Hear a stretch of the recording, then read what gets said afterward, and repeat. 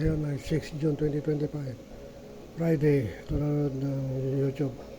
Alas 2 na. Trump on the land of America has not been informed by advisory to reporters.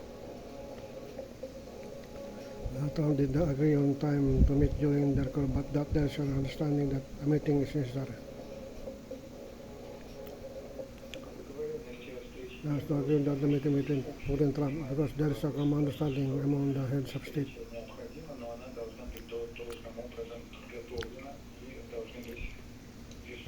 And 6 June 2025, Friday. Ito nanonood ng YouTube. Friday na yan. This is also from the high school, diba? This is the first one.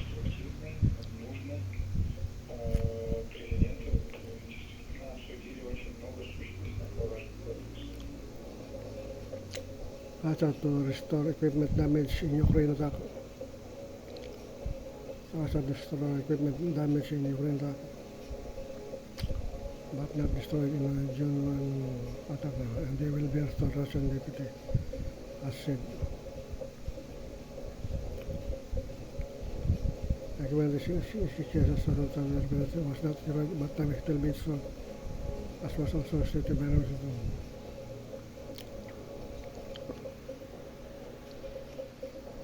To start having when the bench keeps drawn up.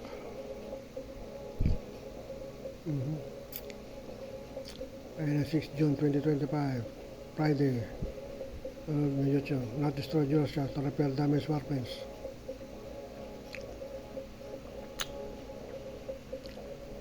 Use strikes Israel launcher. Russia hits army training site.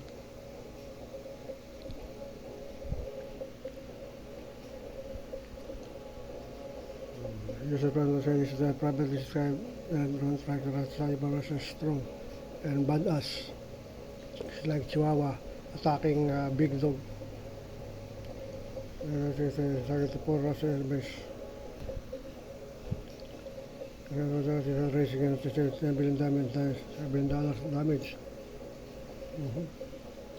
I thought it was badass as if and also said that Trump turned the strike pretty strong.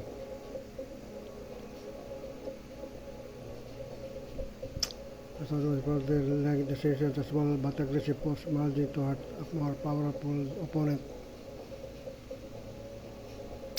When June 6, 2025, Friday. Some advisors process the Metro about a Chihuahua attacking a much bigger dog.